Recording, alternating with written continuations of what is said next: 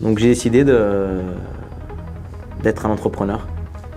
Avant tout pour être libre. Parce que pour moi, l'entrepreneuriat, ça permet de faire vraiment ce qu'on souhaite et de se faire plaisir. Là, quand tu parlais de Dubaï, tu disais ça comme ça ou c'est vraiment demain, il y a de la pâte qui va être faite d'artisan qui pourra aller dans le restaurant à Dubaï? Un jour, il y a quelqu'un que je connaissais pas, il m'a demandé « Bonjour, est-ce que je peux vous voyer? Je vous tutoie, vous voyez ?» Tu vois, juste ça, c'est une petite phrase. Et pour moi, ça veut tout dire. C'est super. Au-delà même du travail pragmatique, ce que tu dois faire, la tâche A, la tâche B, la tâche C, arriver à insuffler ce côté l'envie, pourquoi on le fait, les valeurs. Nous, on a responsabilisé énormément nos équipes sur le fait que chaque client qu'ils ont, il faut qu'ils en prennent soin et il faut qu'ils restent.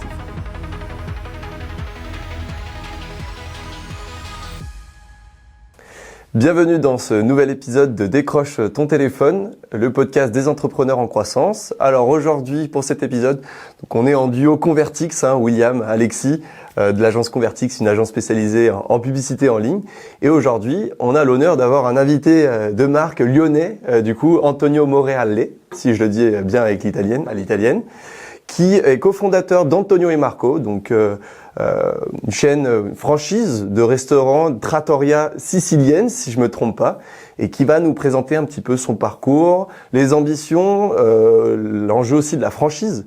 Parce que pour faire la petite histoire, on se connaît par connaissance interposée. Ma compagne bosse dans la franchise Léonidas le chocolat, qui connaît son amie Emma, qui t'a aidé à développer avec Marco le concept de franchise. Donc l'idée, c'est que tu nous parles un petit peu de tout ça aujourd'hui, le parcours, les ambitions. Et puis, je t'en prie, à toi la parole. Merci beaucoup à vous d'avoir pensé à nous. Donc moi, c'est Antonio. Donc je suis fils de restaurateur italien à Lyon depuis 1966. Le premier restaurant, il a été fondé par mon grand-père, donc à Lyon 2e, au cœur d'Enay. Avec mon frère, on a grandi dans cet univers de la restauration italienne. On a grandi avec ma grand-mère, mon grand-père, mon oncle, mon père. On a toujours aidé notre famille à aller de l'avant. Et aujourd'hui, on a créé ces restaurants en honneur à notre famille. On s'est formé avec les plus grands, à l'Institut Paul Bocuse. Avec mon frère, on a fait notre scolarité avec pratiquement que des meilleurs bruits de France. On a voulu connaître et comprendre les valeurs de la cuisine française. Une cuisine qui est unique et qui apprend toutes les règles et les process pour accélérer après les concepts de la cuisine italienne. Pour moi, la cuisine française, c'est une base pour être le meilleur dans la cuisine, dans le service, dans l'art de recevoir et l'art d'accueillir les clients. C'est ça. Ok, et du coup, le concept Antonio et Marco, comment c'est né sur une discussion à un coin de table comme ça avec ton frère? C'est quoi un peu la genèse de ça? Moi, le concept Antonio et Marco, il est venu très très vite. C'est-à-dire que moi, quand j'étais petit, déjà à l'âge de 13-14 ans, j'avais déjà cette ambition de conquérir toute la rue. Mon père, il est rue Franklin avec son frère. C'était Nicolo et Vito. Bon, c'est trois frères. C'est Nicolo, Vito et Franco. Et moi, déjà, quand j'étais petit, je voulais toujours améliorer la carte du restaurant. Je disais à mon père, pourquoi tu mets pas une pizza avec le jambon cru? Pourquoi tu mets pas une pizza avec la mortadelle?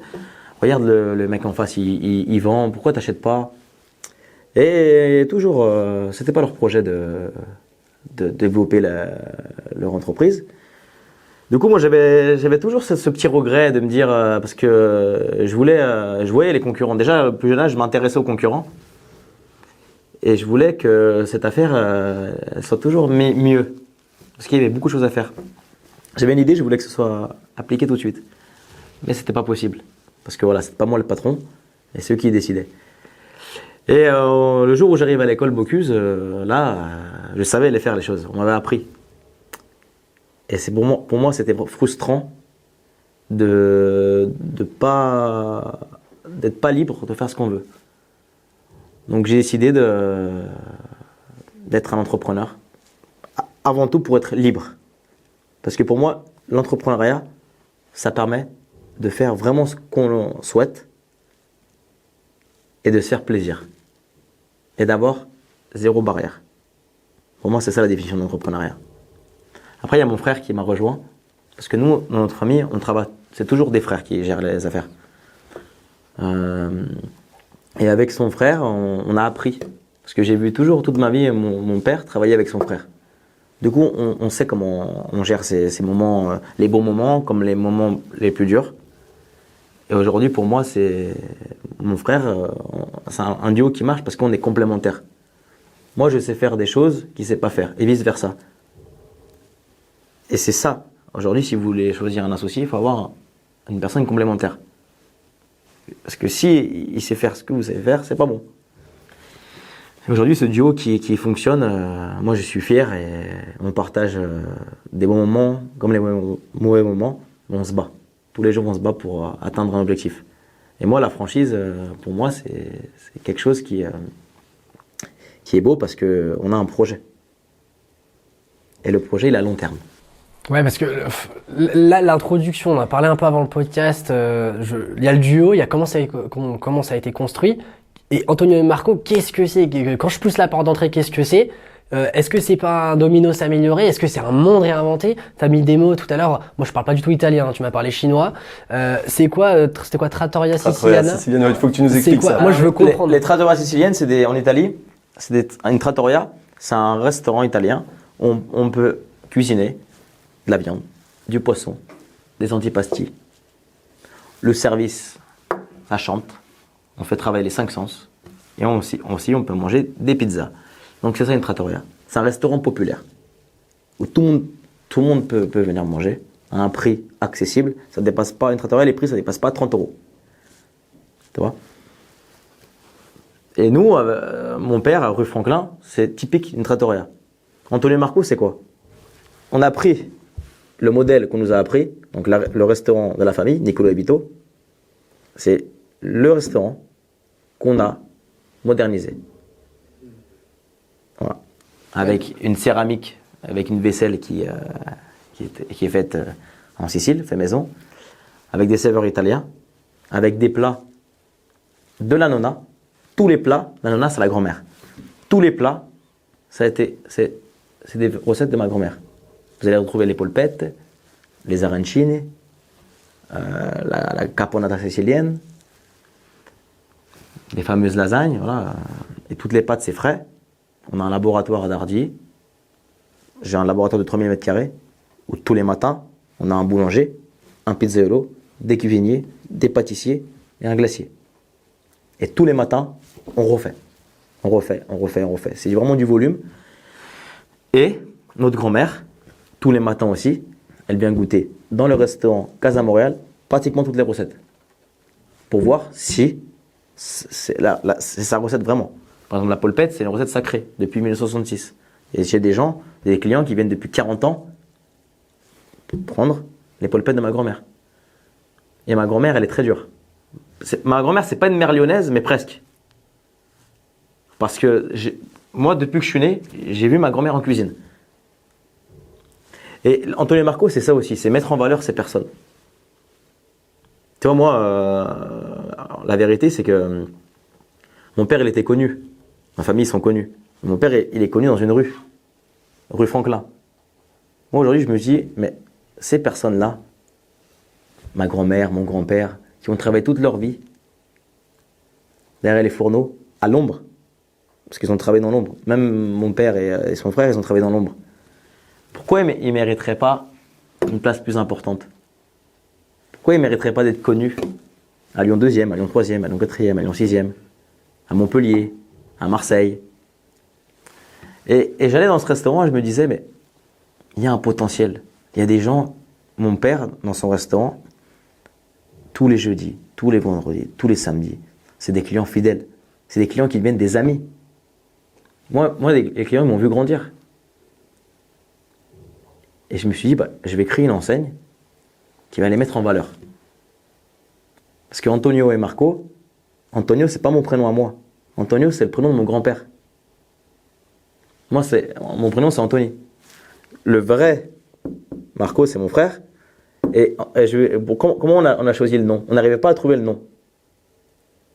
C'est dur de trouver une enseigne. Du coup, j'ai dit à mon frère, mais c'est facile, on va mettre le prénom de mon grand-père et ton prénom, Antonio et Marco. Voilà. Bien, en plus. Et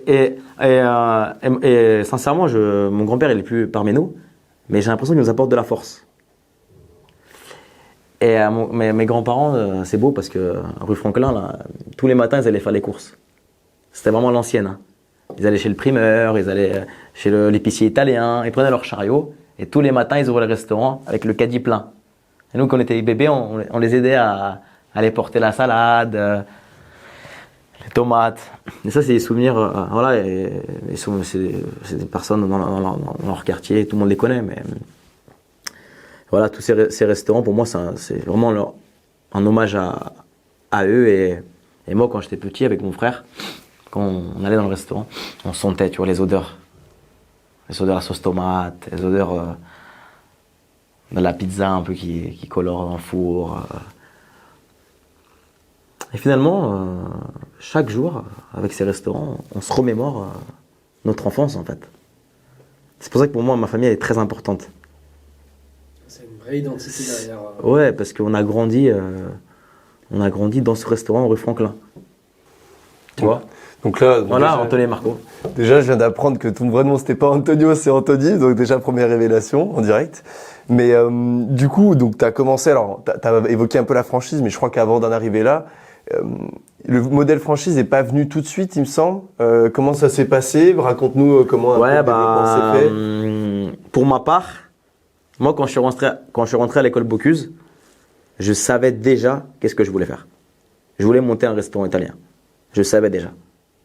Parce que je me sentais le mieux dans ces restaurants. Dans les restaurants gastronomiques, j'ai travaillé dans des restaurants étoilés. C'est pas pour moi. Voilà, parce que pour moi, ça nécessite trop de moyens, trop de discipline. Et moi, je suis quelqu'un de populaire. Moi, j'aime recevoir tout le monde. Moi, j'aime que dans mes restaurants, tout le monde se mélange. Et je n'aime pas correspondre à un code. Et pour moi, c'était un rêve, créer une franchise. Mais pour moi, c'était l'inconnu. Je ne savais pas à tel point c'était compliqué. Au niveau du cahier des charges, au niveau des codes, des règles. Donc, je me suis fait aider par un cabinet de conseil. Et surtout, j'ai recruté Emma. Donc, Emma, on s'est rencontrés à 18 ans chez un pote. Elle m'a dit, moi la franchise, Emma, pour elle c'était sa passion, et moi c'était mon rêve de créer une franchise. Du coup le destin il est bien fait, on s'est pris d'affinité,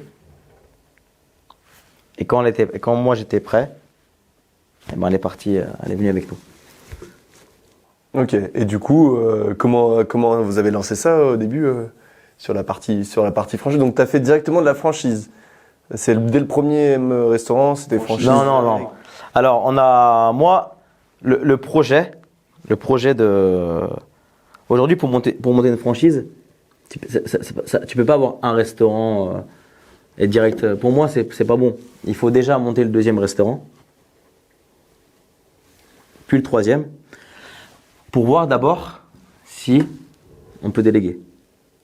Tu vois? Parce que tu peux pas monter une franchise, pour moi, au bout du premier restaurant. C'est pas possible. C'est trop de risques. Du coup, on a monté. Mais moi, si j'ai réussi à développer aussi vite, c'est parce que j'avais ce rêve de franchise. Si j'avais pas ce rêve de franchise, j'allais pas aller aussi vite. C'est vrai qu'il y a des gens qui me disent pourquoi tu allais aussi vite. Parce que j'avais ce projet. C'est pour ça que je suis allé aussi vite. Et ce projet Antonio et Marco, j'y travaille pas depuis que je suis sorti d'école. J'y travaille avant que je suis rentré à l'école. Moi, à 16 ans, déjà, je voulais créer des restaurants, je voulais créer un empire. Je voulais pas créer un restaurant du quartier.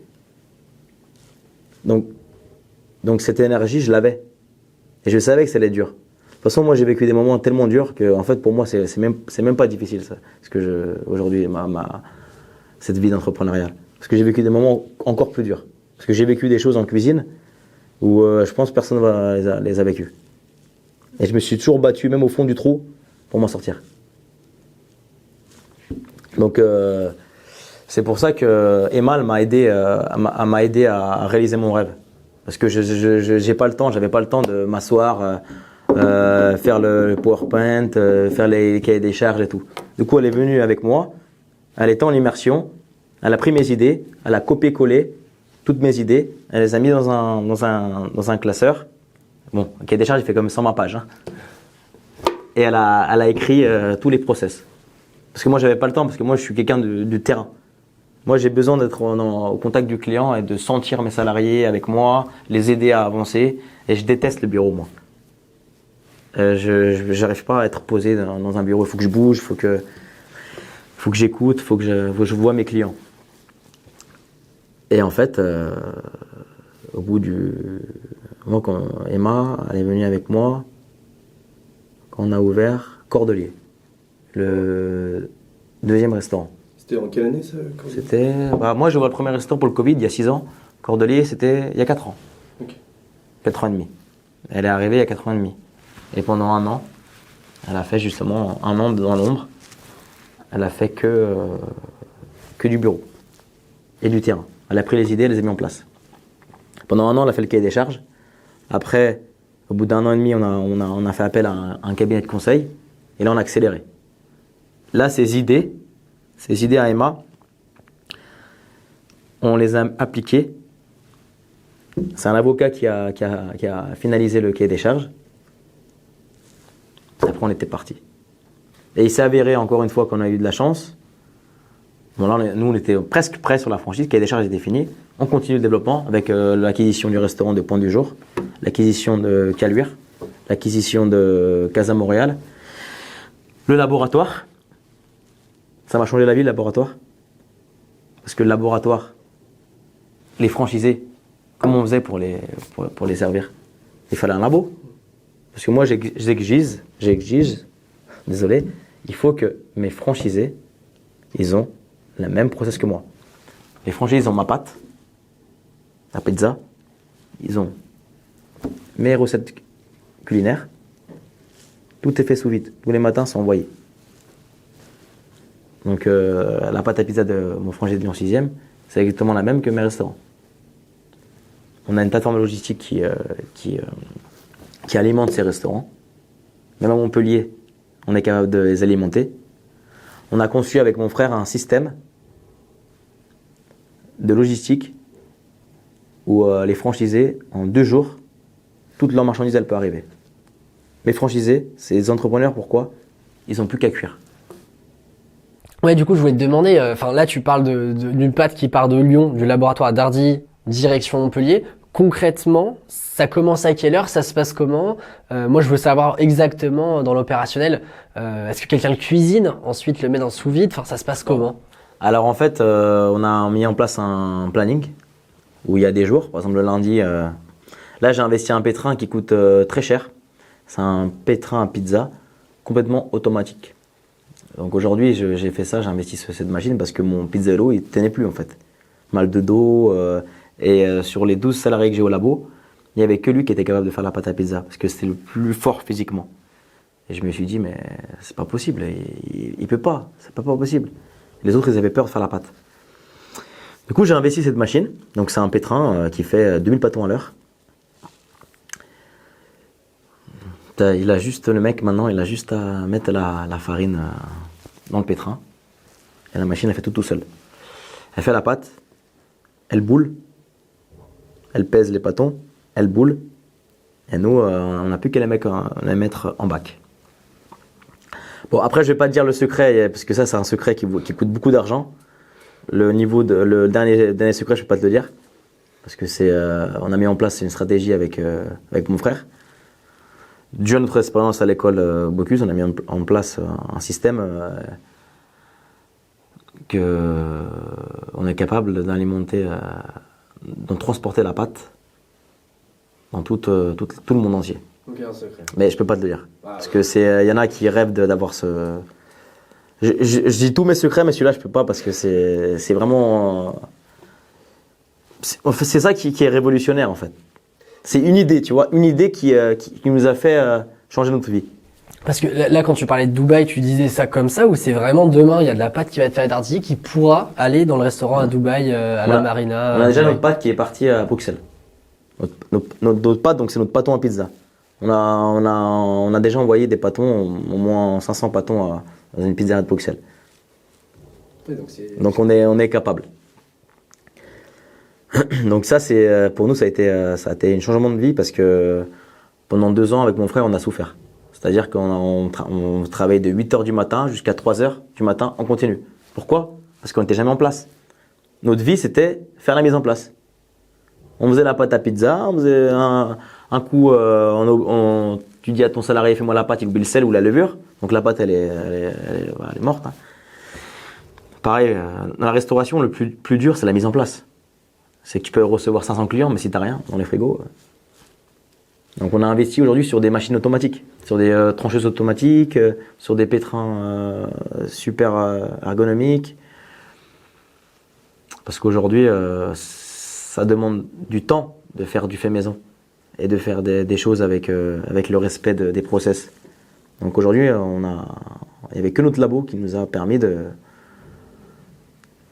gagner du temps et de s'occuper de choses que on sait que ça va être fait bien. Ça nous laisse du temps pour avancer. Ouais, parce que tu dis que moi je pensais tu dis que c'est la mise en place le facteur clé de succès. Pour moi, je pensais que dans la restauration, c'était de la ressource humaine. Le gars qui se lève pas le matin, la personne qui est bien lunée le lundi, le mardi, ça se passe pas bien, le serveur qui fait la gueule. Moi, quand je vais dans un restaurant, alors je me souviens assez moyennement des belles expériences, ce qui est dommage. Par contre, je me souviens très bien de cette fois où quelqu'un m'a mal reçu. Chez toi, comment ça se passe? Est-ce que tu as un secret pour réussir à recruter les meilleurs éléments? C'est quoi un peu ton rapport à ça chez toi? Moi, déjà... Moi, j'ai un bon souvenir en tout cas dans tes restos. Ouais, merci beaucoup. Tu as en père notamment à Aîné du coup. Mais... Moi, c'est le plus dur aujourd'hui, c'est vraiment l'être humain. Aujourd'hui, j'ai 5 personnes en arrêt maladie juste aujourd'hui. C'est très difficile, mais aujourd'hui, je me force plus en fait. Si une personne, je parle avec elle et je vois qu'elle ne correspond pas à mes valeurs, j'arrête tout de suite. Tu vois, juste quelque chose de respectueux, c'est qu'un jour, il y a quelqu'un que je ne connaissais pas, il m'a demandé « Bonjour, est-ce que je peux vous voyer? Je vous tutoie, vous voyez ?» Tu vois, juste ça, c'est une petite phrase, et pour moi, ça veut tout dire. C'est super. Il vient d'arriver, il a le respect de me dire « Je te vois, je te tutoie. » Tu vois, c'est quelque chose, c'est des valeurs. En fait, aujourd'hui, nous, on est une entreprise de valeurs. C'est aujourd'hui, si la personne elle n'est pas souriante, si elle traîne la patte, si elle n'est pas éduquée, ça sert à rien qu'il travaille avec moi. Hein. Parce que nous, derrière, on a un projet. Il faut quand même on reçoit du public. Il faut avoir le smile, il faut être heureux au travail. Et si tu n'as pas ces cas, moi, je ne me force plus maintenant. Je vais jamais garder une personne que je sens pas. Et c'est beaucoup d'instinct aussi. Et c'est pour ça que les patrons des restaurants, ils doivent être présents dans leurs affaires. Si aujourd'hui, vous êtes venu chez moi et il y a eu une bonne entente avec le serveur, ça veut dire que ça a été validé par nous. Aujourd'hui, le problème dans tous les restaurants, c'est qu'il y a des patrons qui ne sont jamais présents dans le restaurant. Donc ils ne savent même pas comment ils s'appellent leurs salariés. Moi, j'ai 150 salariés aujourd'hui, hors franchise. Je connais le nom, le prénom, je sais où ils habitent. Chacun de mes salariés. Et ce que je te dis aussi, c'est que si mon salarié m'appelle à 2h du matin, il a un problème, c'est moi je vais aller l'aider. Parce que je sais que c'est une personne bien. Et c'est une personne qui donne tout pour moi. Et j'aiderai tout le monde. Parce que moi, une personne que je considère, je vais tout donner pour cette personne. Par contre, la personne qui ne me considère pas, pourquoi je vais aller l'aider? Donc c'est ça aussi vraiment mes valeurs. Méritocratie aussi. Moi, tous mes cuisiniers, c'est des anciens plongeurs. Je veux plus de chef. Je prends plus de chef, ni de pizzaiolo, ni de cuisine. Que des mauvaises expériences. Que des mauvaises expériences. Un chef de cuisine, à chaque fois que je prends un chef de cuisine, C'est lui qui veut le plus gros salaire. C'est lui qui veut tout. Au final, le moment du service où ça pète, il n'y a plus personne. Et c'est qui est toujours ceux qui sont là, c'est toujours les mêmes. Tu vois? Et c'est pour ça que vous verrez plus de chefs de cuisine confirmés de grandes maisons qui viennent chez moi parce que ça marche pas avec moi en fait. J'ai appris tellement de choses depuis 6 ans que pour moi, tu vois, une cuisine, tout le monde fait le nettoyage ensemble. Pour moi, c'est logique. On commence ensemble, on finit ensemble. Mais t'as des gens qui n'ont pas compris ça en fait. T'as des gens que voilà. Donc moi, je suis quelqu'un de juste sur le choix de mes salariés. Parce que t'as appris à construire, t'as appris à cuisiner, on l'a bien compris, avec ta famille, t'as aussi appris des choses chez Bocuse. Du coup, t'as aussi appris à enseigner, à former les gens, les futurs Antonio et Marco. Si en plus ils sont pas chefs, ils viennent, ils apprennent sur le terrain. Comment tu les formes? Comment ça se passe concrètement? Demain, moi, je décide d'ouvrir mon Antonio et Marco et t'acceptes parce que je matche avec tes valeurs, on a bien compris. Je rejoins ton réseau. Comment ça fonctionne concrètement? Alors, dans un premier temps, déjà, si tu es un potentiel franchisé, tu viens un jour en immersion pour voir un peu comment tu te sens, comment tu aimes ce système. Ensuite, tu as 2 mois et demi de formation. Donc, tu as un atelier 3 semaines de pizzeria intensif. Donc, on te laisse dans le bain, tu es dans la pizza et tu apprends. Il y a un formateur, mais on te laisse vraiment, on t'apprend les premières choses, l'étalage, tout ça. Et après, on te laisse apprendre de tes erreurs. Donc, tu as 3 semaines de pizza, tu as 3 semaines de cuisine. Donc là, pareil, la première semaine, on va commencer à te former. Après, on va te laisser dans le bain. On va te laisser un petit peu débrouiller tout seul. Pareil en salle. On laisse les personnes un peu dans le bain pour tester un peu leurs émotions. Après, on est là. Donc, tu as 2 mois de formation intensive sur le terrain. Après, tu as un peu de RH, un peu de comptabilité. Après, tu as fini ta formation. Donc, c'est 2 mois et demi intensifs. Aujourd'hui, pour moi, en franchisé, je veux pas le meilleur. Moi. Je veux pas le meilleur franchisé. Je cherche pas le meilleur franchisé. Pour moi, c'est pas le meilleur cuisinier ou le meilleur pizzaïolo. C'est la personne qui sait déléguer. Tu vois, je préfère avoir un franchisé qui... Bon, il faut qu'il soit sur le terrain. Mais je veux... La priorité, c'est qu'il transmette. C'est ça la priorité.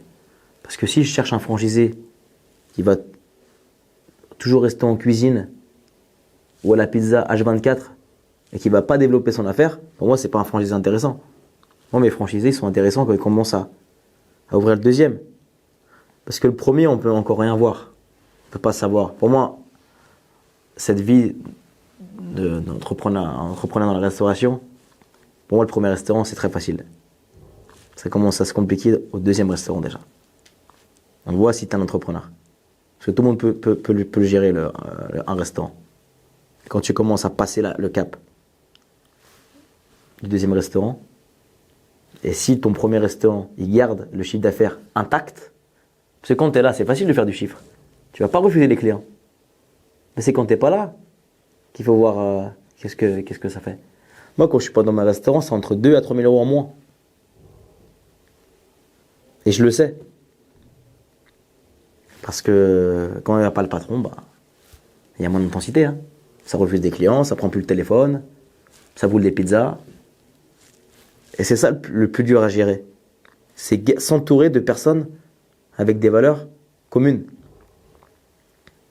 Et je suis à la recherche de talents comme ça aujourd'hui. Aujourd'hui, je vois des gamins, des jeunes de 20 à 30 ans qui ont la dalle que j'avais quand j'avais leur âge. Et moi, ces personnes, je vais tout leur donner. Donc, j'investis sur l'humain aujourd'hui. Mais aujourd'hui, il faut arriver à s'entourer. Parce que, ouais, tu disais sur la partie pour recruter tes franchisés, donc tu leur enseignes tout ça. Par contre, est-ce que c'est pas un peu compliqué d'arriver à bien déléguer? Est-ce que tu es quand même bien avec eux au quotidien? Tu les aides sur le recrutement, tout ça? Ou est-ce que tu arrives à te dire, ok, bah, j'ai choisi la bonne personne, elle colle à mes valeurs, j'arrive à tout lui déléguer le process, faire rentrer des clients, bien recruter. Comment toi tu t'impliques personnellement finalement avec tes franchisés au-delà de tes restaurants Nous derrière, une fois que le restaurant est ouvert, on a un suivi de 2 semaines, entre 1 semaine à 2 semaines. On est toutes nos équipes, il y a mon chef exécutif, cuisinier, mon chef exécutif, Pizzaiolo, et notre bras droit, Salvatore. 3 personnes qui sont à l'ouverture, c'est un accompagnement d'1 semaine à 2 semaines. Donc on remet une couche. On est présent avec eux, on fait l'ouverture. Et là, pendant ces 1 à 2 semaines, on regarde un peu si on peut le libérer. S'il est prêt ou il n'est pas prêt. S'il n'est pas prêt, on remet en place une cellule, c'est-à-dire que mon chef exécutif, cuisinier pizza et Salvatore, mon bras droit, il reste. Et il part quand ils sont prêts. Donc, et on est toujours là. Si demain, mon franchisé de Montpellier ou Lima, il a besoin, on vient tout de suite. On va pas... Et nous, à Lyon, c'est facile parce que tous les clients nous disent tout. Tout ce qui se passe, je sais tout ce qui se passe à Lyon 6e, tout ce qui se passe à Craponne, tout ce qui se passe à Lima, je sais tout. Parce que les clients, vous savez, tu sais comment ils sont, ils adorent être constructifs avec nous. Mais pour l'instant, ça tient. Et ça tient même bien. Parce que ils nous ont bien écoutés. Et le process, il est facile. Parce que tout le travail, toutes les recettes les plus difficiles, c'est fait au laboratoire. Dans les points de vente, au final, c'est toutes les recettes. Il faut couper la charcuterie. Il faut couper des légumes. Il faut bien ranger. Et avoir des bons cuisiniers en show cooking, c'est-à-dire pendant le service. Tu verras jamais mon franchisé de Lyon 6e avec une pâte pizza qui manque de sel ou qui manque de la levure. Donc ça pour moi déjà ça me soulage. Et ça soulage aussi mes franchisés. Parce qu'ils ont besoin juste d'une personne en prod pour couper la charcuterie, tout ça.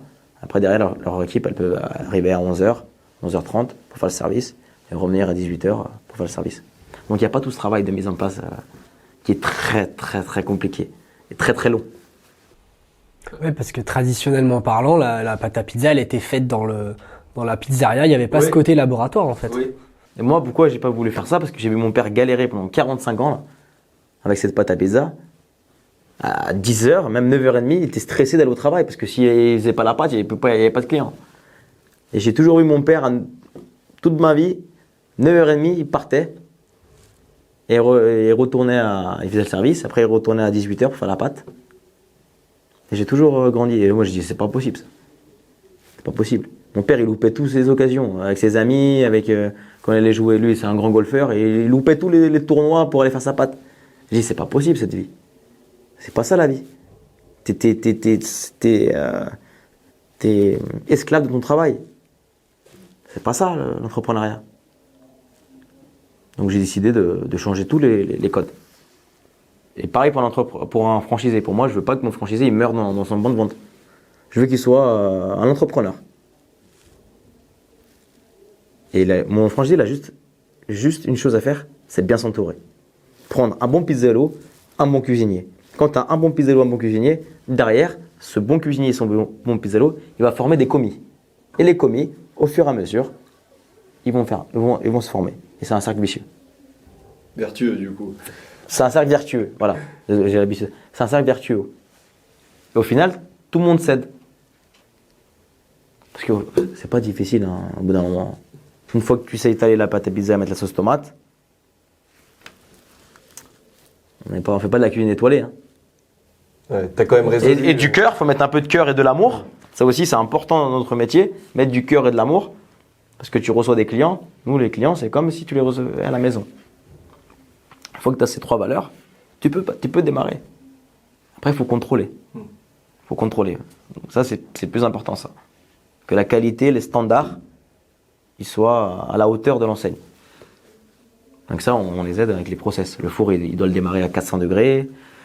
Tu dois le démarrer à 10h, entre 10h et 10h30. Tu dois mettre les bûches de bois. Et même dans la cuisine, C'est nous, on a dessiné, comme dans le film McDonald's, on a dessiné la cuisine. On a relié le pizzaiolo avec la cuisine à côté. Chaque pas, il est millimétré. La saladette pizza, elle est là. La friteuse, elle est à un endroit. Tout est structuré. J'ai l'impression que tu as exécuté ton rêve, ta vision, et que tu l'as exécuté et que t'es vraiment en plein dedans, quoi. Ouais, moi, je suis en plein rêve. Je suis en plein rêve, mais c'est toujours. Je garde vraiment. Je reste humble. Parce que je pense que la restauration, c'est le seul métier où le lundi, ça peut être parfait, le mardi, ça peut être catastrophique. Parce que. Et voilà, c'est pour ça que je reste vraiment humble. Parce que, encore. Ouais, oui, j'ai créé la franchise, j'ai créé tout ça, mais bon, je suis toujours dans mes restaurants. Et c'est toujours la galère. Parce que, il suffit qu'il manque un plongeur, un cuisinier, un pizzaïolo, tout a recommencé. Donc c'est pour ça que vraiment j'investis sur l'être humain maintenant. Sur la personne, tu vois. Parce que tu as quand même résolu pas mal de problèmes avec ce labo. Enfin, ça, c'est là où je trouve ça incroyable. C'est le labo a résolu beaucoup de problèmes. Mais tu as le problème que, je pense, 90%, même plus d'entrepreneurs ont quand ils veulent développer leur boîte. C'est, finalement, c'est toujours pareil, c'est la ressource humaine. Tu as des méthodes quand même de recrutement. Tu nous as parlé un petit peu, mais enfin, comment tu recrutes un petit peu les gens? Est-ce qu'il y a une école particulière? Il y a un profil particulier? Comment? Et moi, j'avais remarqué, ils parlent quand même tous un peu italien. Il y a un peu ce côté italien quand même dans tes Oui, restaurants. alors dans chaque restaurant, il me faut au moins 2 à 3 Italiens en salle. Très important. Ensuite, en cuisine, à la pizza, il me faut au moins aussi un Italien. Pas toute l'équipe, on n'est pas obligé d'avoir toute l'équipe, mais au moins 2 ou 3 figures. Parce que c'est crédible, hein. C'est obligé. Hein. S'il n'y a pas d'Italien. Et moi, je dirais vraiment, le plus important quand je recrute une personne, c'est son projet. Moi, la première phrase que je dis à une personne, je lui dis, c'est quoi ton rêve? S'il me répond, j'ai pas de rêve déjà dans ce métier, je ne veux pas aller plus loin en fait. C'est vraiment le projet et l'ambition de la personne. Par exemple, s'il est plongeur, je lui dis, c'est quoi ton rêve? Tu veux être chef de cuisine? Il me dit oui, déjà c'est bon signe. S'il me dit non, je vais pas continuer. Après, c'est aussi la mentalité, quoi. Si il est souriant, si il est présentable. Pour moi, c'est le plus important. Les principes et des valeurs. C'est beaucoup de feeling, j'ai l'impression. Ouais, c'est que de l'instinct en fait. Moi, aujourd'hui, les personnes. Maintenant, j'ai appris que une personne, quand je le rencontre en entretien, je sais déjà comment ça va finir. C'est pour ça que des fois, j'ai du mal avec certaines personnes. Et maintenant, mon bras droit, Salvatore, il me comprend. On se comprend maintenant. Il me dit ouais, t'as raison. Tu vois. Je sais qu'une personne, si elle va tenir ou elle va pas tenir. Je sais déjà. Parce que j'ai connu tellement de profils. Et je sais aussi les personnes qui parlent trop en entretien. Tu as des gens en entretien, ils savent tout faire. Ils savent tout faire, c'est les meilleurs. Tu vois? Mais ça, moi, je veux des gens humbles. C'est le plus important. Je veux pas des saveurs qui se prennent pour autres. Et du coup, je rebondis sur la question d'Alexis, mais concrètement, comment tu trouves les Italiens? T'es à Lyon, t'es basé à Lyon, t'as une réputation, ce qui facilite les choses, t'as une marque employeur, parce que pour moi, c'est assez cool ta marque, donc t'as envie de bosser là-bas. Comment les gens, ils te contactent? Ils vont sur Indeed, ils vont sur ton site, t'as tes CV? Beaucoup sur Indeed, beaucoup sur Insta. Ok. Instagram, beaucoup. Ouais, t'as une belle com, c'est vrai que j'ai beaucoup d'Italiens sur Insta. Et après, c'est facile. En fait. Quand tu as un Italien qui vient chez moi, il va proposer à son cousin, à son ami, à son frère. Et voilà. Ça se fait tout seul. Ouais. Après, le problème avec les Italiens, c'est juste le logement. Donc là, on est en train d'investir avec mon frère. On est en train d'acheter des appartements. On peut mettre des co-living pour loger ces Italiens. Parce que s'il n'y a pas de logement, il n'y a pas d'Italiens. Ils viennent s'il y a logement. Donc c'est juste ça notre difficulté. Tu leur payes le logement? Non, on leur paye pas le logement, mais on doit leur trouver un logement. Oui, tu leur proposes le logement avec le contrat, ce qui fait que c'est cohérent. Ouais. Et ce qui nous manque aujourd'hui, c'est ça. Si j'aurais un immeuble avec des chambres disponibles, c'est les Italiens et tous mes restaurants, il y aurait ça. Donc il y a un problème de logement aujourd'hui à Lyon pour accueillir cette communauté. Mais une opportunité pour l'investisseur immobilier. Si jamais vous me proposez des... On reçoit un fondateur d'une entreprise d'investissement en colocation le mois prochain, normalement, si tout se passe bien. C'est le destin. Le destin connectera bien. Ouais, ça c'est, voilà, si jamais il a besoin de personnes... moi je recherche vraiment ça, aujourd'hui. C'est pas mal parce que finalement, tu as une boîte qui tourne bien. Toi, de ton côté, tu vas pouvoir aussi investir dans l'immobilier. Donc, c'est bête, mais tu vas à titre perso pouvoir récolter les fruits aussi de ça. Donc, tu mets à disposition des logements, c'est super vertueux. Tu sais à qui tu loues, tu sais que l'employeur, il paiera bien les salaires si tout se passe bien quand même. Non, je trouve le modèle est pas mal. En fait, c'est les idées qui enchaînent d'autres idées. Aujourd'hui, mon rêve, c'est tous mes franchisés. Moi, mon but, c'est acheter les murs de mes franchisés. Parce que, comme tu me dis, c'est de l'investissement. Moi, le film McDonald's, il m'a vraiment bouleversé. Hein. Ça m'a propulsé dans mes rêves. Hein. Quand j'ai regardé des films McDonald's, je dis, c'est bon, c'est ça que je veux faire, moi. Je vais être ce type. Et je vais y arriver, parce que, voilà, Mais bon, avant d'arriver là, il faut faire beaucoup, beaucoup de sacrifices. Et encore, on reste humble, parce qu'encore, on n'a rien fait. On a fait 5% encore de ce qu'on peut aller. Parce que j'ai pas que les restaurants aussi. J'ai un glacier qui tourne vraiment fort. J'ai un concept de schiacciata. C'est des focaccia sans mie, très croustillantes. Ça aussi, ça marche fort. Donc il me reste 2 concepts à développer. Et si je développe ces 2 concepts, c'est plus facile à dupliquer. Donc ça peut aller encore beaucoup plus vite. Le glacier là, depuis que j'ai mis 2 bornes, là. J'ai ouvert la semaine dernière, j'ai investi 2 bornes. Ça m'a changé la vie. Le concept il est passé de ultra difficile à ultra facile. Et là tu vois, depuis une semaine, je réfléchis à ce glacier là, à le dupliquer. Parce que c'est un truc de fou là. On a été... Et moi je suis heureux parce que tu vois, la vie, avec 2-3 idées en plus, ton quotidien il peut changer. Tu vois, 2 bornes j'ai éliminé 3 personnes. Le glacier il est rentable, ça y est. Cette histoire de borne, c'est quoi? Qu'est-ce qui t'a permis d'atteindre la rentabilité, pragmatiquement? Alors déjà, je vais te dire la vérité. C'est qu'en fait, quand tu rentres au glacier, tu as 1 boule, 2 boules, 3 boules. Et la cliente, elle va te dire, je veux vanille, chocolat, stracciatella. Et en fait, je me suis aperçu que mes salariés, ils avaient la flemme de marquer vanille, chocolat, stracciatella. Donc en fait, ils mettaient des boules au hasard. Parce qu'ils avaient, voilà, avec le rush, tu sais, ça arrive, ça peut arriver. Du coup, en fait, à la fin de l'année, on nous a mis au niveau comptable, ça a cassé tous les ratios. On ne savait pas ce qu'on vendait exactement.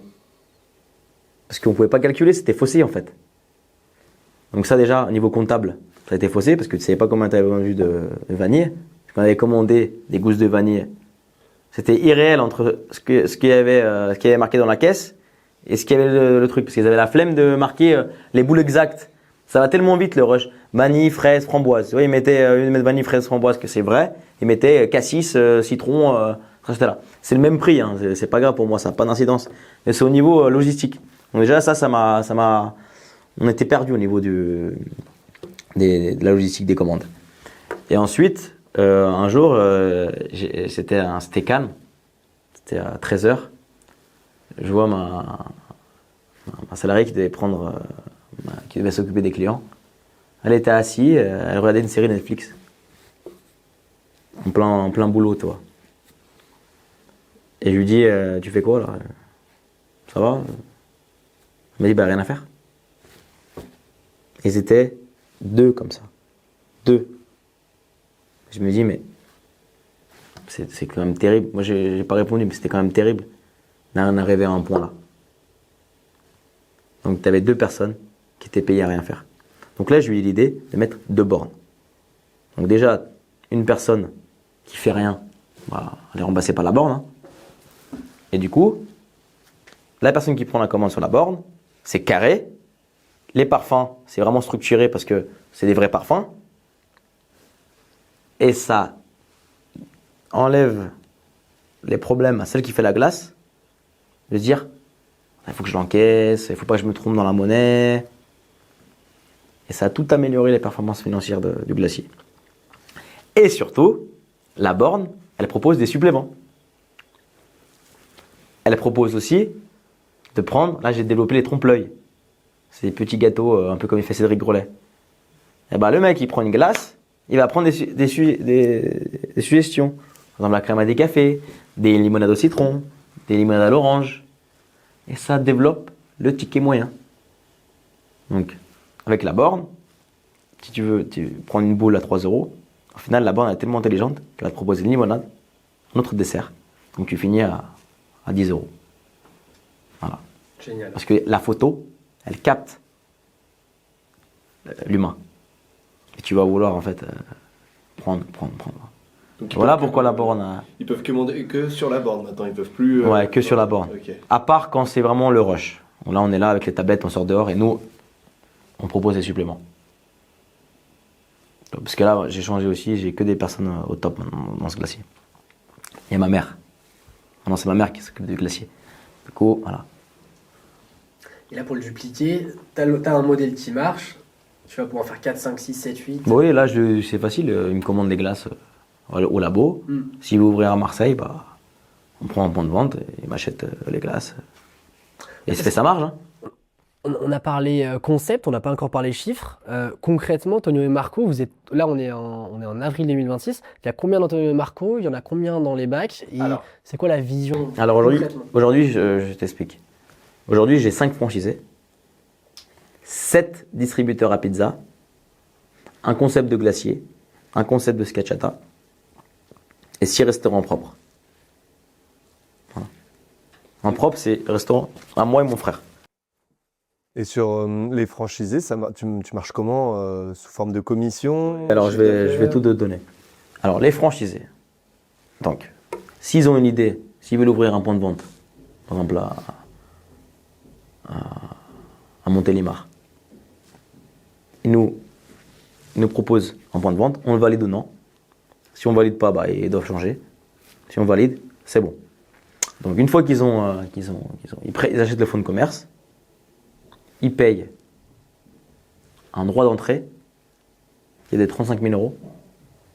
Voilà. Ils payent une formation. Donc ça englobe une enveloppe entre 35 et 40 000 euros. Et nous, chaque mois, on prend une redevance de 7%. 5% de fonctionnement et 2% de communication. Parce que nous, on leur doit la communication. Donc ça fait 7%.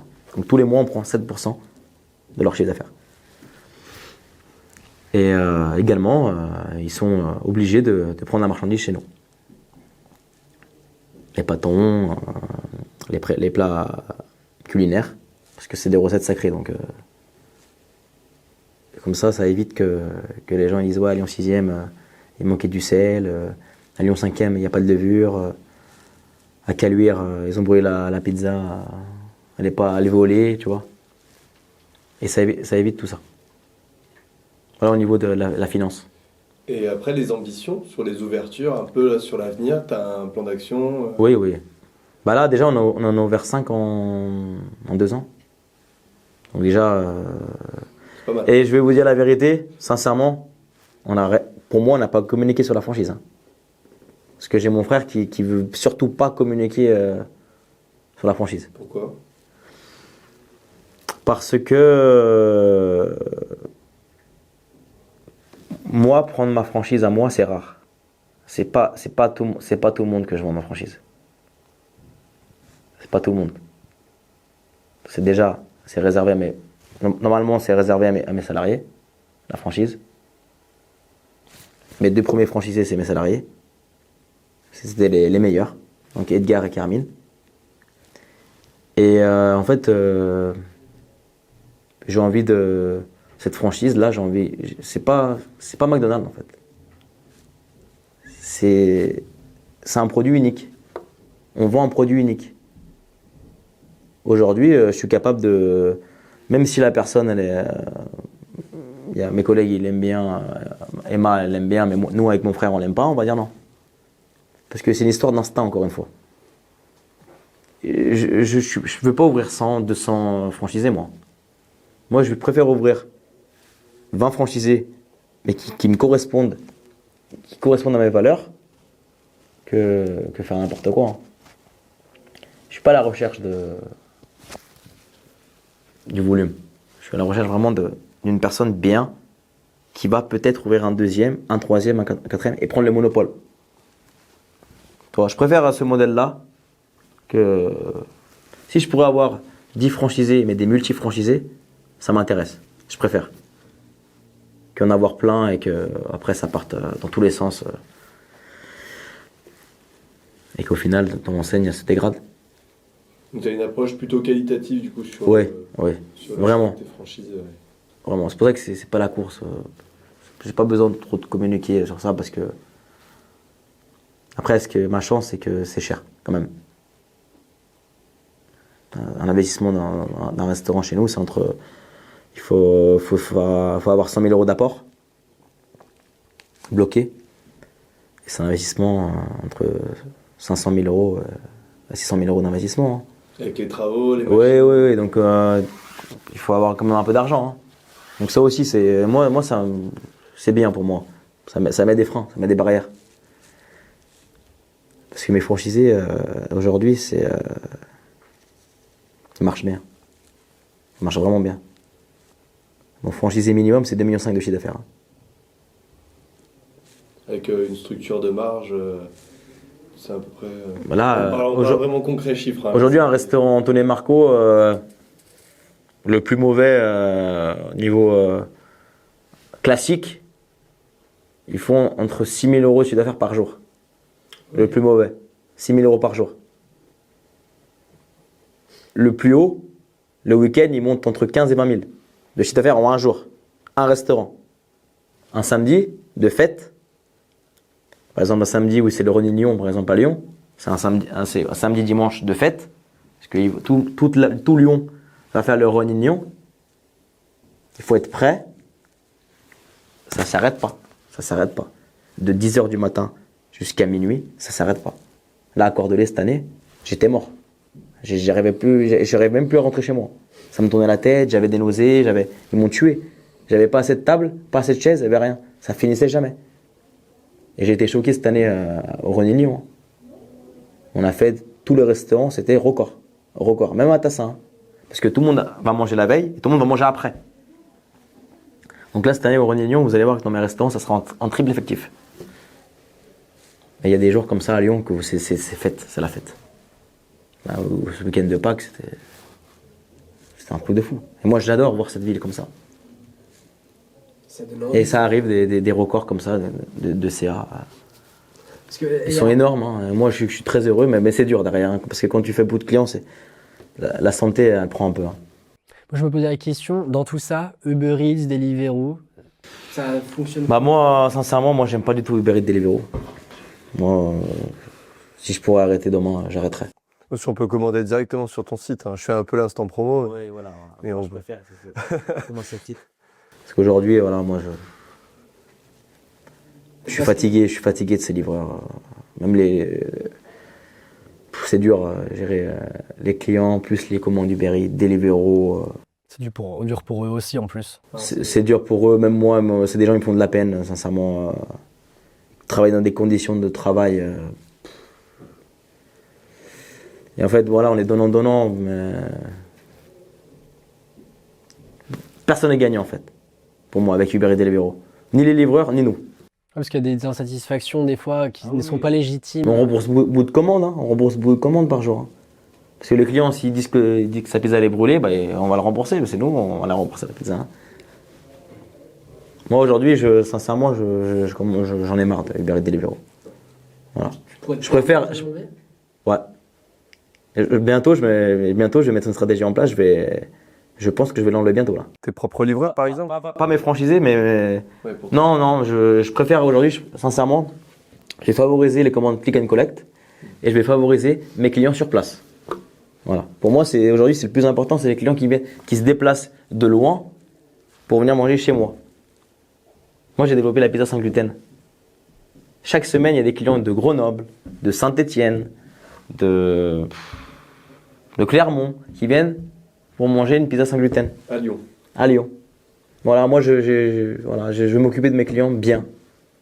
Parce que Uber et Deliveroo, c'est un stress en plus. Hein. Parce que les livreurs, des fois, ils nous mettent la pression. Hein. La commande, quand on n'arrive pas, on a un peu de retard. Eux, c'est de l'argent en moins, donc forcément. Et moi, je mets de l'énergie en plus pour Uber et Deliveroo, alors qu'il n'y a pas de retour. Le chiffre d'affaires généré est marginal par rapport à ce que tu fais en click and collect et sur place. Bah, c'est rien, parce que tu fais du chiffre en plus, mais derrière, il y a un taux de remise offert, comme si tu fais une opération de pizza achetée et une offerte. T'es perdant. Parce que la marchandise qui est offerte, il faut la comptabiliser. Le temps, le travail, la pizza que tu aurais pu vendre à quelqu'un d'autre. Donc voilà, tu vas mettre 2 salariés en plus, parce que tu vas passer, au lieu de faire 100 pizzas, peut-être, tu vas en faire 400, et derrière, c'est en offert. Donc la marchandise, c'est pas eux qui la payent. Hein. Donc c'est pour ça que... Mais je grandis, parce qu'il y a 2 ans en arrière, je t'aurais pas dit ça. Je t'aurais dit, oh, Uber Eats, Deliveroo, c'est magnifique et tout. Mais une fois que tu as ton comptable qui te dit, là, ça va plus, là, il faut s'inquiéter, bah, tu penses différemment. Hein. T'as eu des instants de frayeur dans le parcours, des moments où ça a merdé? Alors, t'en as eu sûrement plein en tête, hein, mais que tu peux communiquer déjà? Des moments à nous partager, des moments, des anecdotes? En fait, moi, je suis une personne où j'aime, c'est mon frère. J'aime quand ça va mal. J'aime quand même dans la trésorerie, quand c'est un peu compliqué, tout ça, j'aime parce que ça me rend plus fort. Moi, j'aime pas les moments où tout brille, où on est partout sur les journaux et tout. J'aime pas ces moments. Je préfère des moments où personne parle de nous. Et je préfère quand on a des mauvais avis sur Google, que ça me pousse à être meilleur. Mais tous les jours, on a des moments de frayeur, tous les jours. Il n'y a pas un moment où on n'a pas peur. Hein. Regarde, en ce moment, avec mon frère, on est sur le terrain 7 sur 7.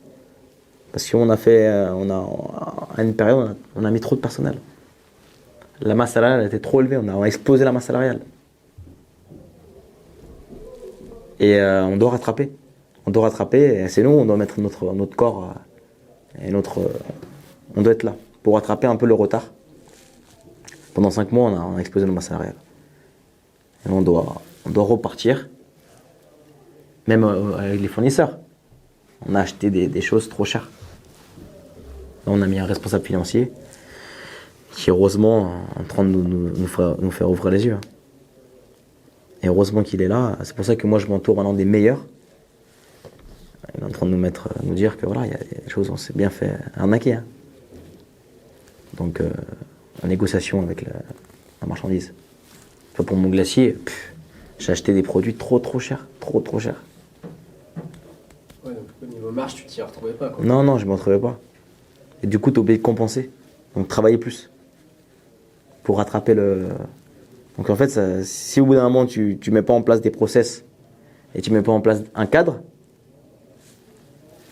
eh ben tu meurs. Tu parlais de la partie de masse salariale. Moi, ça m'intéresse de savoir si à terme, est-ce que tu penses vouloir tout déléguer et te concentrer peut-être juste plus sur le développement et plus être dans les restos, ou est-ce que tu as besoin de ça? C'est quoi un peu ton positionnement face à cette délégation de ce que tu fais aujourd'hui? Aujourd'hui, j'ai essayé de déléguer. C'est-à-dire, on va dire, je délègue, parce que là c'est midi, là je suis pas dans le restaurant. Donc je délègue. Mais le mot, c'est combien de temps ça va tenir? Combien de temps ça va tenir? Parce que le problème, c'est que moi aussi, j'ai tellement une éducation de ce métier, tellement du perfectionnisme, de la rigueur. Et en fait, j'ai connu ma famille que les gens ils venaient pour eux. Et à Lyon, on est dans une ville où les clients ils viennent pour le patron. Ils viennent pas pour voir le salarié. Et quand tu habites à Lyon et tu es restaurateur lyonnais, c'est compliqué de déléguer. Parce que les bons clients, ils viennent pour toi. Donc c'est pour ça que Au final, je pense que mon bonheur à moi, c'est dans les restaurants. Ouais, tu seras toujours un Et moi, mon seul moyen de déléguer, c'est la franchise. Mais dans mes restaurants propres, je pense que j'y serai toujours. Et tu veux pas les franchiser à terme, tes restaurants à toi? Non, non. Non, tu veux... Non, parce que pour moi, c'est sacré. Ouais. Tous mes restaurants propres, c'est comme ma maison. Hein. Tu vois, il y a quelque chose qui se passait, il y a une histoire. Tu vois, donc, moi, je pense que je serai toujours là. Je serai toujours dans mes restaurants. Et pour déléguer, moi, je pense que c'est la franchise qui est parfait pour moi parce que je leur fais confiance. Ouais, plus pour le développement. Mais je pense qu'au niveau propre, je vais m'arrêter. Pour l'instant, on va faire un dernier projet à Lyon. Là, Combien là, du coup? bah là, ça fera en propre, hein, ça fera 7 restaurants propres. Mais je souhaite un dernier restaurant à Lyon. Mais pour remplacer Cordelet parce que c'est trop petit. Donc aujourd'hui, mon but, c'est quand j'ai fini Tassin, parce que là, on va commencer les travaux. On a racheté le kebab hier. On fait les travaux à Tassin, enfin, beau restaurant, comme on voulait. Aujourd'hui. À côté de Sugi. Ouais, Déjà là, ouais, ça y est, grandir. ça y est, Ok. ça y est. Aujourd'hui, mon but, c'est améliorer mes restaurants. Donc, finir Tassin. Et mon dernier rêve, ça sera remplacer celui de Cordelier par une belle affaire en presqu'île de Lyon. Et une fois que j'aurai terminé ça, pour moi, ça sera bon. Et ça sera après la franchise. Ouais, franchise après les franchises, et pourquoi pas acheter les murs de potentiels futurs restaurants en franchise qui sont d'exception. Parce que c'est vrai que les emplacements numéro 1, si on peut acheter les murs, ça serait super pour nous. Et on est là, mais aujourd'hui, on veut aider nos franchisés à réussir. Ça serait une stratégie de développement d'acheter du coup les murs. Oui. Comment tu t'envisagerais ça? Je pense que les murs d'un restaurant, c'est bien parce que tu bâtis ta retraite en fait. Aujourd'hui, c'est important de penser à la retraite parce que moi déjà, je pense aussi à... Vous savez, je vois beaucoup de clients, moi. Je parle beaucoup avec des clients. J'ai beaucoup de clients qui ont tout perdu avec une mauvaise décision. J'écoute, je suis beaucoup... et j'écoute les conseils de personnes, d'anciens. Et voilà, ils me disent tous, il faut investir dans l'immobilier. Il faut investir dans l'immobilier. Donc, j'ai déjà les murs d'un restaurant à Caluire. C'était mon premier achat des murs. Tu sais, je suis tellement heureux parce que je suis libre. Il n'y a personne qui me dit, ouais, les poubelles, c'est pas bien. Là, il y a une fuite d'eau. Le voisin qui casse les bonbons. Donc, si on peut être libre encore plus en ayant les murs, bah, c'est parfait. Hein. Parce que tu sais, quand tu es locataire d'un restaurant, c'est pas facile. Tu as les voisins d'en haut, ils rouspètent. Là, les poubelles. Moi, tous mes restaurants, c'est moi qui vide des poubelles pour tous les immeubles. Parce qu'il y a trop. Donc, j'ai un service en plus. Donc, si en achetant les murs, on peut être libre en plus, bah, ça peut être une sécurité pour moi. Et au niveau financier, ça peut faire notre futur. Mais bon, les murs d'un restaurant, c'est payé en 25 ans. Donc c'est vraiment pour plus tard. C'est pour les prochaines générations. J'espère que notre génération, quand j'aurai des enfants, bah, ça se fait qu'ils auront les restaurants, je sais pas, mais on pense déjà à ça. Ouais, parce qu'aujourd'hui, mine de rien, ça peut quand même pas tourner si t'es pas là. Ou ton frère, ou ton bras droit. Ça tourne. Si jamais tu veux prendre des vacances. Ça tourne. Mais ça tournera pas. Comment je veux que ça tourne? Ouais, mais est-ce que c'est rentable quand même? Est-ce que ça peut durer sur la longueur si t'es pas là? Au-delà de l'aspect perfection que je comprends bien. Hein. Ouais, bah en fait. Est-ce que tu peux lâcher prise un jour si t'as envie? Je te souhaite. Ouais, mais un jour, tu sais, il y a mon frère qui s'est fait les ligaments croisés il y a 4 mois. Là, il s'est fait une opération et tout, il était pas là, il pouvait pas marcher. Eh ben, c'est bien passé. Hein. Dans 6 mois, il était out. 6 mois. C'est bien passé. C'est le meilleur test en fait. Enfin, C'est le meilleur test. C'est terrible à dire, hein, mais... C'est le meilleur test. Il faut être pas là en fait. Mais je peux pas te dire parce que j'ai jamais été pas là moi. Ouais. J'espère pas qu'il m'est arrivé quelque chose, mais moi, tu sais quoi? Je pense que ça sera même mieux. Et c'est là où on voit un grand entrepreneur. Un grand entrepreneur, c'est quand il est pas là. C'est pas quand il est là. C'est quand il est pas là. En tout cas, moi, je respecte les entrepreneurs qui sont pas là. Comme Big Mama. J'ai beaucoup de respect envers les patrons de Big Mama. Parce que ça tourne. Et moi, c'est des modèles pour moi, mais plein d'autres. Hein. Toi, par exemple, hier, je suis à la Décathlon, ça tourne. C'est bien rangé, c'est carré. Moi, j'ai beaucoup de respect pour ces fondateurs-là qui ont construit des empires, des vrais empires. Mais j'y crois et je sais que ça peut tourner encore mieux. Sinon, je ne serais pas là. Et je veux ça aussi. Parce que je veux pas avoir la vie qu'ils ont vu mes parents. J'ai pas envie de cette vie. Aujourd'hui, j'ai besoin d'être dans mes restaurants parce que ça me rend heureux en fait. C'est mon équilibre. Et moi, je suis jeune encore. J'ai 29 ans, tu vois, j'ai pas de problème familial pour l'instant. Voilà. Je peux être là. Et c'est une obsession hein, d'être dans les restaurants. Ouais, du coup, tu disais que tes parents avaient un peu sacrifié, c'était vraiment dédié à l'activité. Toi, tu arrives à partir en vacances, ça donne quoi un peu à ce niveau-là? Tu arrives à lâcher, tu arrives à faire confiance? Ouais, bah là, d'année en année, je me sens de mieux en mieux. Vraiment de mieux en mieux. Et c'est pour ça que je suis heureux, je suis fier. Parce que cette année, je suis parti 3 semaines. J'étais soulagé. Mais ça manque toujours le boulot. Hein, parce que quand tu es habitué à toujours bosser, c'est juste ça, c'est le manque d'aller sur le terrain. Parce que moi, en fait, en 3 semaines, j'étais mort, j'étais fatigué. Parce que mon corps, il est relâche. Ça m'a fait bizarre, mais ça s'est bien passé. Ça s'est bien passé. Les avis ont été bons. Les clients satisfaits. Le chiffre, il a augmenté. Ah bah. Voilà. Donc, Ça, c'est la grande victoire. Sans toi, ça compte, ça. Ça m'a fait très très très plaisir. Très très plaisir. Et en plus, je suis parti avec mon frère. Donc on était tous les deux en vacances. Ouais, me brancher au téléphone. Je peux pas te croire. T'avais le téléphone. Il y a des moments un peu au téléphone. Ouais. Mais c'est la vie qu'on a choisie. Hein.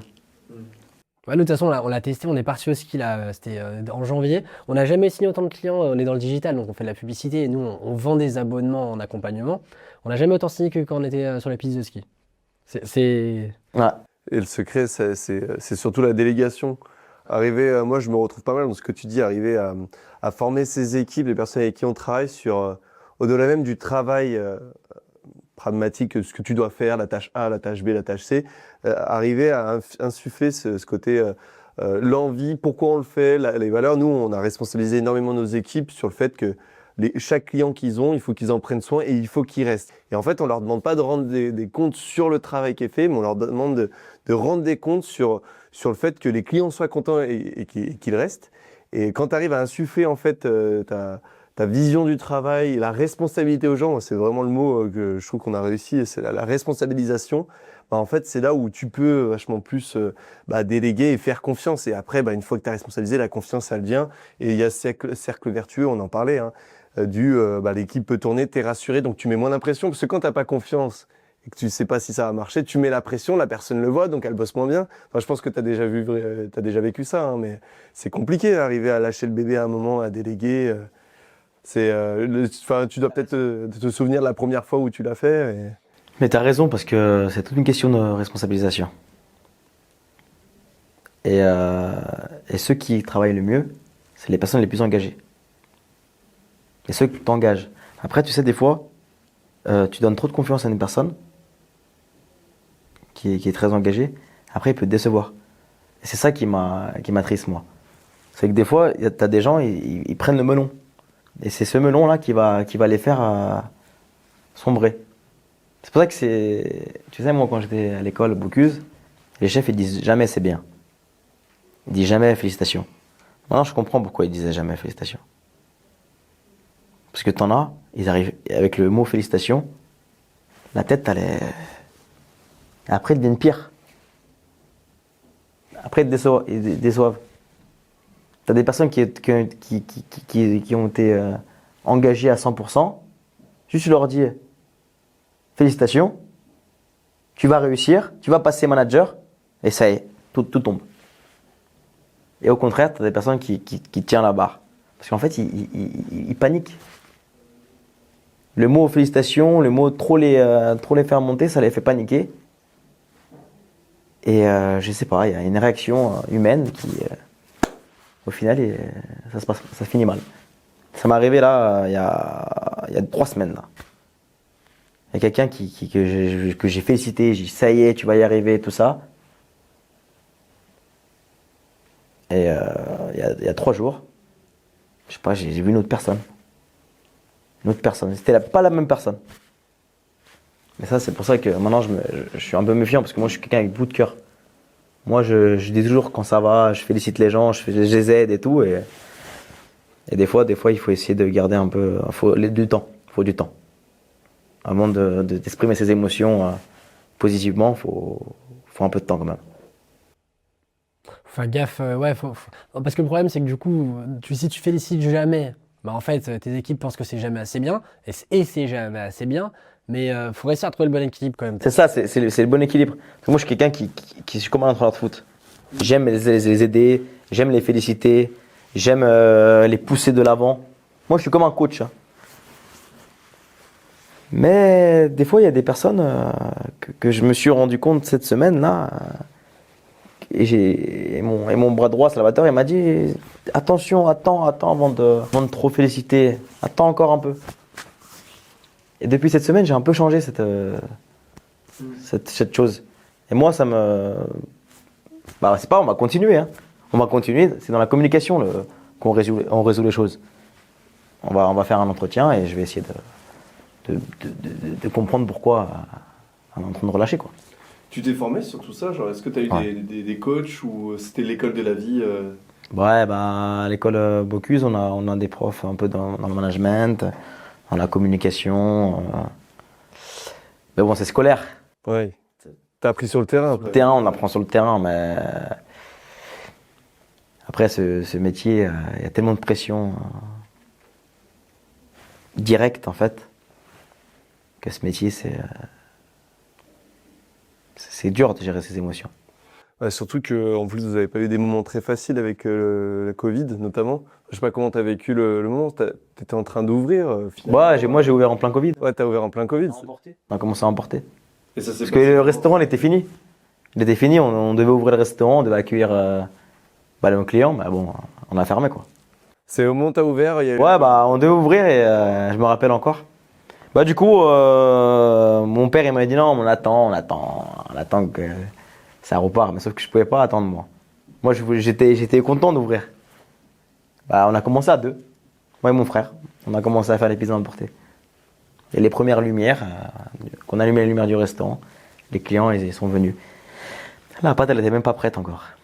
Elle n'était pas maturée. Elle avait 3 heures de repos. Tu vois, ça a direct commencé à Tassin. Tassin, ça a direct pris ce restaurant. On a allumé les lumières, ils sont venus, les clients. Ils sont venus nous voir, nous dire bonjour, prendre des pizzas. C'est pour ça que c'était écrit, cette histoire. L'histoire, elle est écrite. Comment les gens y viennent le premier jour? C'est une belle devanture, le secret? Non, bah, la lumière. On a allumé la lumière, ils ont vu le four à pizza. Bon, le four à pizza, il est imposant. Hein. Toi, même il y a l'odeur du neuf, du four à pizza, que ça, c'est gravé dans ma tête. Chaque ouverture, je me rappelle de Tassin. Le four, il est impeccable, il brille. Et en fait, les gens, c'est le four à pizza qui disent oh, il est beau, le four. En passant devant. Ouais, ça tourne, il y a le bois, ça sent bon. Et la réussite de Tassin, c'est la lumière et le four, qui était bien placé. Le four à pizza, très bien placé. Et niveau com, tout ça, vous vous débrouillez comment avant chaque Niveau com, c'est moi qui ai commencé à faire la com. Sur Insta, tout ça. Moi, j'adore la com. Moi, je suis amoureux de la com. Moi j'adore la communication. Mon frère, lui, il aime moins. C'est pour ça que vous voyez moi, mon frère. Mon frère, il est plus posé, discret. Et moi, j'adore. Voilà, moi, c'est que j'ai commencé. C'est moi qui fais la com à Tassin. J'ai commencé, j'ai pris des photos, je fais des vidéos, montage. Oui, c'est parti. En fait, c'est devenu un phénomène de mode. Tout le monde voulait récupérer sa boîte Antonio Marco pour le Covid. Ah ouais. Du coup, ils faisaient des photos, nous on repostait. Et c'est comme ça. C'est parti. On se prenait des rushs à emporter. Hein, Après, on a fait la livraison domicile. Parce que je crois qu'il y a eu un autre. Ils avaient réouvert, après ils ont fermé. Il y a eu le confinement de mars et celui de. Septembre, ouais. Du coup, là, on était emportés, on est passé avec nos voitures, on livrait toute la ville. Vous-même, vous y allez avec vos voitures? On allait avec nos voitures et tout, on prenait des sacs, on avait 5-6 commandes avec les TPE. C'était bien. Donc, moi, c'était un autre métier, là.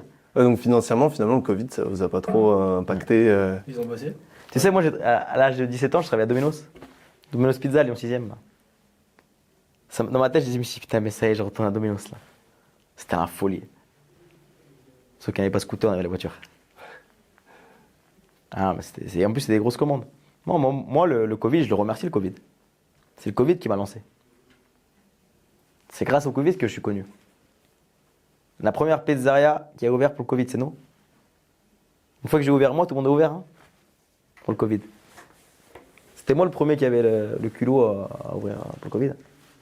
Parce que c'était légal hein, à emporter. Ouais. Je me rappelle, il y avait nos amis, on les a mangés un peu derrière. Parce que le restaurant, il était à peu près à moitié. On accueillait nos clients, on les faisait manger. Ouais, c'était super. C'était super. C'était des moments magnifiques. Des bons moments. Ouais. T'es quand même beaucoup porté par un rêve. Moi, j'aimerais savoir, Anthony, ce qu'il pourrait dire au petit Anthony, 10 ans, qui avait plein de rêves. Si tu devais lui dire quelque chose, lui envoyer un message, ce serait quoi que tu lui donnerais comme conseil? Accroche-toi, parce que c'est dans les moments les plus difficiles qu'il faut pas lâcher. C'est quand tu es en train de lâcher que tu vas réussir.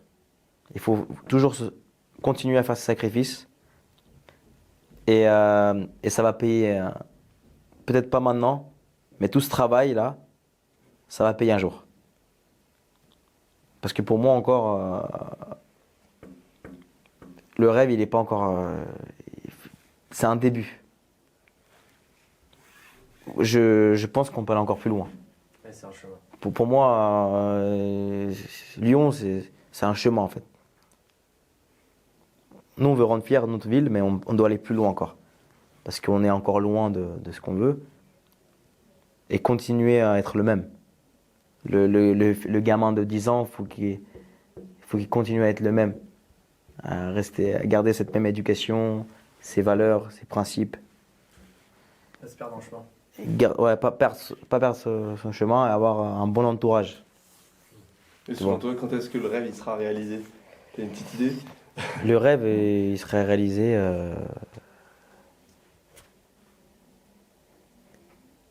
quand je pourrais partir peut-être un an, ouvrir un restaurant dans notre pays et que ça marche ici. Ça sera peut-être un rêve. Ou quand j'ouvrirai un restaurant dans un autre pays, mais ça sera pour plaisir. Et ici, ça se passera bien. Je pense que le rêve, il serait réalisé. Après, le plus important, c'est d'être heureux. Si on est heureux avec soi-même et si on est fier à la fin de ce qu'on a réalisé, pour moi, c'est un rêve déjà. Tu vois? Bah, sur ces belles paroles, je pense qu'on peut. Là, tu nous as clapé, là. On peut, non, mais clairement, moi, ça m'a bien inspiré cet échange. Surtout que t'es pas sur un secteur très facile, hein, on le voit hein, quand même que c'est un secteur qui souffre un peu en ce moment. Un peu tous les secteurs, ça se fait. Mais particulièrement que ça soit sur la main d'œuvre, recruter les bonnes personnes, les marges qui se resserrent. En Lyon, alors, je sais pas en quoi ça t'a impacté aussi le fait qu'ils changent un peu la manière de circuler, tout ça. Je sais qu'il y a beaucoup de magasins ou de commerces qui ferment à Lyon, donc voilà, je pense que c'est pas. Tu joues un peu en mode difficile quand même. Mais c'était sympa du coup d'avoir ton retour, ton témoignage sur le développement du coup d'Antonio et Marco, ta franchise, même les restaurants que tu as en propre. On te remercie de ton temps. On vous invite tous à aller manger une pizza ou autre si vous n'aimez pas les pizzas, mais il y a plein de bons plats. Donc chez Antonio et Marco, il y en a plein à Lyon. Tu m'as dit il y en a à Lausanne. Lausanne qui va ouvrir dans fin avril. Là. Montpellier. Aussi. Montpellier. Il y a d'autres villes que j'aurais pas dit. On va commencer à... Bon, après, voilà, vous irez voir sur le site. Il y en aura peut-être un qui va popper à côté de chez vous. En tout cas, si vous êtes lyonnais, allez-y. Moi, je suis déjà client, donc je peux que recommander. On te remercie, Anthony, du coup, pour d'avoir accepté l'invitation. Si vous souhaitez, du coup, retrouver les réseaux d'Anthony, on les mettra en lien. N'oubliez pas également de vous abonner à notre chaîne YouTube, au réseau. On publie sur Instagram, TikTok. Vous allez avoir aussi les passages shorts. Vous pouvez également avoir des parties des interviews qu'on a fait aujourd'hui. N'hésitez pas à laisser un commentaire, un j'aime également à la vidéo.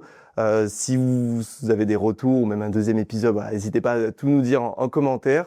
C'était Décroche ton téléphone, le podcast des entrepreneurs en croissance. Je vous souhaite une très belle journée et à bientôt dans un nouvel épisode.